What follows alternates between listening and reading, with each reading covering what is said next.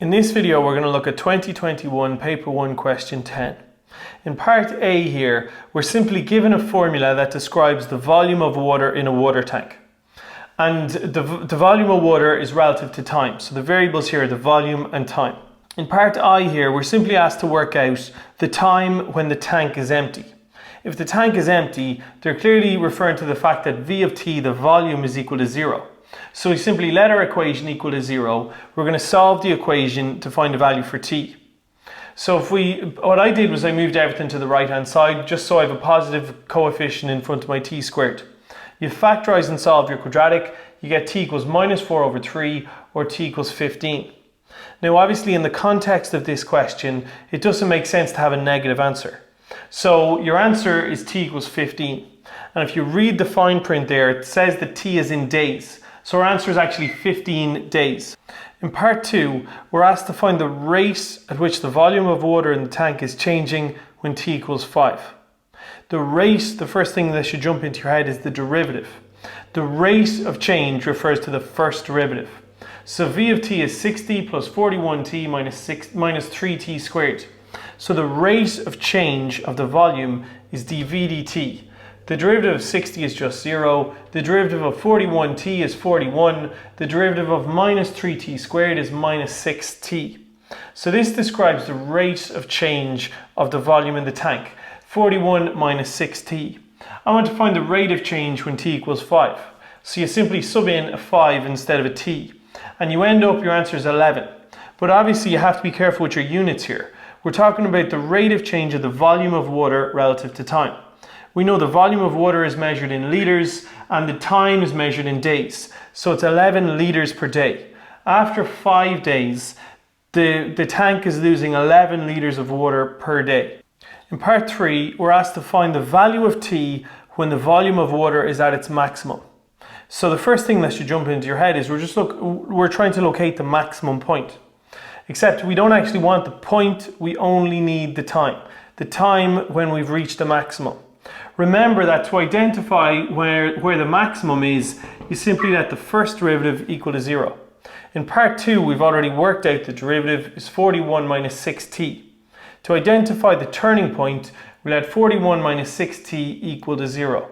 If you solve it, you end up with t is equal to 41 over 6. And that's time, so it's in days, so your answer is 41 over 6 days.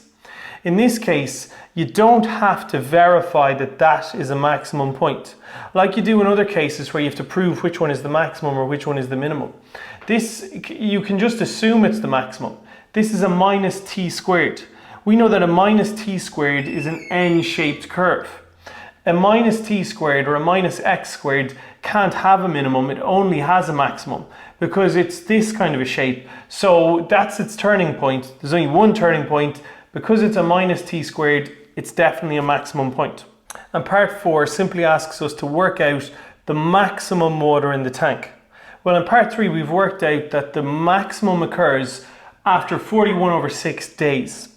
So to work out the corresponding y value or the corresponding volume at this time, we simply sub in 41 over 6 into our volume function. When you sub it in, it's just basic calculator work and you end up with 200 litres. So the actual turning point or the maximum point is 41 over 6, 200. But in the context of this question, that's your answer for Part 4, it's 200 litres. Okay, in Part B, we're given quite an intimidating amount of information about how the radius of a tree trunk increases. R of t represents the radius of a tree trunk. I of t represents the increase in the radius of a tree trunk year on year. Now in Part I, all we really need to focus on is this formula for I of t. Essentially we're asked, can we say that the radius, R of t, the radius of the tree trunk always increases? Can we say it's going to increase every year from year 1 to year 10? If it's always increasing, then I of t has to be positive. In order to prove that the radius of the tree trunk is increasing, that it increases every year, we just need to prove that I of t is greater than 0. If the increase is greater than 0, then the radius is obviously increasing. So that, at least now we have a mathematical equation to solve. I of t is 1.5 plus the sine of this angle pi t over 5. And if I of t is greater than 0, then this must be greater than 0. So if we can solve this and prove that the left-hand side here is definitely greater than 0, that proves that the radius is increasing, that each year the radius is going to increase. And that means that R of t satisfies the condition. So the first thing we might do is let's just try and isolate our trig function. I'm going to subtract 1.5 from both sides. I'll get sine pi t over 5 is greater than minus 1.5. We can actually conclude here, we're actually already done. You should remember something that you've come across probably in junior cert trigonometry. The sine of an angle, or the cos of an angle, the sine or cos of any angle has to be between 1 and minus 1. It's impossible to get the sine of an angle 2, or the sine of an angle being equal to 7. It never happens. The sine of any angle, if you try it in your calculator there, the sine of any angle, it always has to be less than the absolute value of 1. Or in other words, it always has to be between 1 and minus 1. And probably an easier way to think of it is that the sine of A will always be, the sine of any angle has to be between 1 and minus 1. That is simply, that's a factor from trigonometry that you probably explored in detail in third year. However, that allows us to simply conclude that this is true. The sine of any angle, well, it has to be at the very, very smallest it could be is minus 1, which means it's definitely greater than minus 1.5. So this would be sufficient. Just saying that the sine of any angle has to be between 1 and minus 1. So obviously the sine of this angle is definitely greater than minus 1.5. Has to be at the very, very least, this could be minus 1. That's the smallest number this could be, and that's greater than minus 1.5. So we can simply conclude there, we can say that that is true. In other words, what we've proven here is that I of t, the increase each year is always greater than 0. So we can now conclude, right, well, I of t has to be greater than 0. If the radius increases every year, well, we're proving that the increase is positive every year. Or in other words, the radius increases every year, which is what we were asked to prove, so that's sufficient to get us the marks. In part II, we're asked to show that I of 6 is less than I of 5 and explain what it means in the context of the question. So I've written out our formula here at the top. We're simply going to sub in 6 and then sub in 5. Obviously our angle has a pi in it, so you have to realize that we're talking in terms of radians here. So you have to have your calculator in radians. If you plug in the 6, type it all into your calculator, you get 0.9122 centimeters. If you sub in 5 and plug all this into your calculator, you get 1.5 centimeters. Clearly here, 1.5 is bigger than 0.9. So obviously I of 5 is greater than I of 6. And that means, remember, that I of 5 represents the increase in year 5. I of 6 represents the increase in year 6. So to explain what it means in the context of the question, the radius increases by less in year 6 than in year 5. Okay, in B part 3, again, we've loads and loads of information we're given here. We're told that all we really need for B part 3 here is that there's a tree and its original radius, or of 0, is 10 centimeters. We're told that if you know the radius one year and you want to find the radius the next year, you use this formula. The radius in year t plus 1 is equal to the radius in year t plus the increase in year t plus 1. That makes an awful lot of sense. Like, if I wanted to find the radius in year 6, it's simply what is the radius in year 5 plus how much it increased by in year 6. That gives me the radius in year 6. So if you think about it, it makes perfect sense. But ultimately, you should realize we can use this formula. That means that if we know or of 0, we can get or of 1. So that's what I started to do here. If all I'm doing is subbing in t equals 0 here. If you sub in t equals 0 into this formula, that means that the radius in year 1 is equal to the radius at year 0, or at the start, plus the increase in year 1. I'm able to get or of 0. It's actually given in the question. It's simply 10. And from what we were dealing with in the previous two parts, I of t, I can get I of 1. I simply sub in a 1. If I sub in 1 into I of t, I get 1.5 plus the sine of 1 pi over 5. So this represents the radius after 1 year. It's 10 plus 1.5 plus the sine of pi over 5. Now that I know the radius after year 1, I can find the radius after year 2. Once again, I'm subbing into this formula, except this time I'm going to sub in t equals 1. If I subbed in t equals 1 into this formula, I get or of 2, the radius after year 2, is equal to the or of 1, the radius after year 1, plus I of 2, the increase in the second year. So this is the radius after the first year plus the increase in the second year gives me the radius after the second year. And I know basically this, all of this is or 1. So I subbed it in 10 plus 1.5 plus the sine of pi over 5. And then all I have to do is add on I of 2, the increase after year 2. The increase after year 2, I'm going back to that formula, I of t, and I sub in a 2. It will give me 1.5 plus the sine of 2 pi over 5. And all I did then was tidy it up. There's a 10, there's a 1.5, and there's a second 1.5. If you add those three numbers together, you get 13. The other two terms aren't like terms, so something that students might think they can do is add sine pi over 5 and sine 2 pi over 5. They're different terms. It's like an x and a y. You can't add them together. So you have to just leave it as sine pi over 5 plus sine 2 pi over 5. And this is my final answer.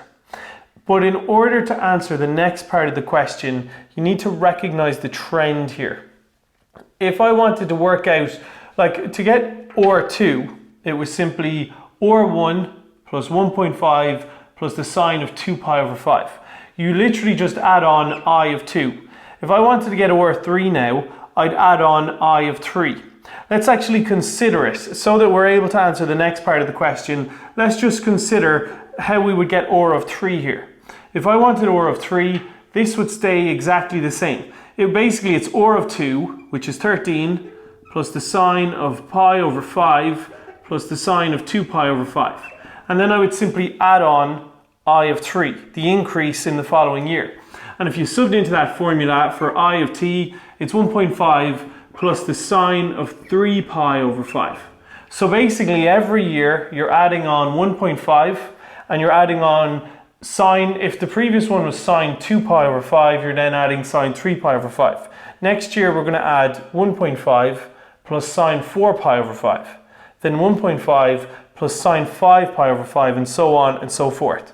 Now, don't worry about that. It's not part of the actual answer for part 3, but it will be useful in our explanation for the next part. Now, part 4 here I think was probably the hardest part of this entire exam paper. Let's think about everything we have on that page in front of us. There's 2 trees and they both grow at exactly the same rate. The first tree is cut down straight away. We cut it down and we cut out a cylinder from the tree. The radius of the cylinder is obviously whatever the radius of the tree was. The height of the cylinder we're told is h. And we're told that the volume of the cylinder that's sent to the sawmill is V1. That tree is cut down straight away. However, there's another tree that was allowed to grow for 10 years. So at this stage, its radius is what we refer to as or of 10. And it's obviously way, way wider. Obviously, tree 2 has grown for 10 years. It's way bigger, or way wider than tree 1. Nonetheless, we cut it down and we cut out a chunk of it and send it to the sawmill. It has the same height and it obviously has a much larger radius. So basically, the radius of the second tree is far bigger than the radius of the first tree, which means the volume sent to the sawmill of the second one is far bigger than the volume of the first one. I'm told that K multiplied by the volume of the first tree is equal, the cylinder cut from the volume of the tree is equal to the volume of the cylinder cut from the second tree. So what I need to do is work out K. Or in other words, I need to work out the ratio of the volume of tree 1 to tree 2. So let's just consider this. We're talking about cylinders here. You know from junior cert area and volume that the volume of a cylinder is simply pi r squared h. And that's given in your maths tables. Now for tree number 1, we know that it was cut down straight away. And we know that at the very start of this scenario, at the top of the page, the radius of the tree was 10 centimeters. So the first tree was cut down when its radius is 10 centimeters. The height of the cylinder that was sent to the sawmill is h. and the pi is just a constant. So 10 squared by h by pi represents the volume of the first tree that was sent to the sawmill. Fair enough, that seems relatively straightforward. I suppose I can tidy it up and I can write it as 100 pi h. Let's try and do the same thing for tree number 2. For tree number 2, again, it's a certain amount is cut off, but the height that was cut from the first tree is the same as the height that was cut from the second tree. So the volume of a cylinder, it's pi r squared h. The h from here is the same as the h from here. The heights are the same, and that just means the heights are going to cancel out, so I don't care what the heights are. It doesn't actually matter. The problem is, I don't know what the radius is. Like the pi here is not a problem either. There's a pi there, there's a pi there, they're going to cancel. There's a h there, there's a h there, they're going to cancel. But the problem is the radius. How much larger is the radius of this tree than this tree? In order to figure that out, I'm going to have to work out r of 10. Now that might seem quite intimidating. In part 3 we worked out r of 2 and it took a lot of calculations. But if we just consider the trend that was happening in part 3, we'll be able to work out r of 10 almost in one go. Rather than doing it 10 times in a row, to get r of 10, we're just going to think about it, write it down and work out what the radius of the tree is after 10 years. Okay, so in order to understand what we're about to do now, you have to fully understand what we did in part 3. In part 3, we started off with the radius, the initial radius at time 0. The initial radius was 10. To get the radius after 1 year, it was 10 plus 1.5 plus sine pi over 5. To get the radius after 2 years, it was the same plus 1.5 plus sine 2 pi over 5. Then I discussed how we would get the radius after 3 years. It would be the same. We'd add 1.5 plus sine 3 pi over 5. Then after 4 years, the same, plus 1.5 plus sine 4 pi over 5. Ultimately, I just want you to recognize the trend, and I'm writing down what R10 is. It's 10, and every year we add on an extra 1.5. There's, in R1, there's one extra 1.5, R2, there's two 1.5s. In R10, there's going to be 10 1.5s. So it's going to be 10 plus 1.5 10 times. So in other words, 1.5 times 10. And then we're going to add sine pi over 5, sine 2 pi over 5, sine 3 pi over 5, 4 pi over 5, and 5 pi over 5. And we're going to continue on until we eventually add sine 10 pi over 5. So to work out R of 10, the radius of the tree after 10 years, we add all these together. Obviously 10 plus 1.5 times 10 simply gives me 25.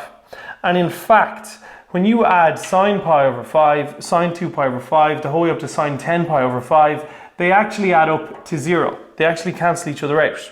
So the radius after 10 years is actually just 25 centimeters. Okay, so we already discussed what we needed to do here. A cylinder is cut from the first tree, and the first tree had a radius of 10 centimeters. The height of the cylinder that was cut from it is h. So the volume of wood that was sent to the sawmill is pi r squared h. That's the formula for the volume of a cylinder. And that, in this case, becomes 100 pi h. So V1 is simply 100 pi h. What we did a moment ago was we worked out, after 10 years, the second tree is cut down, and it has a radius of 25 centimeters. If its radius is 25 centimeters, then the cylinder that was cut and sent to the sawmill has a radius of 25 centimeters, and the height is the same in each case.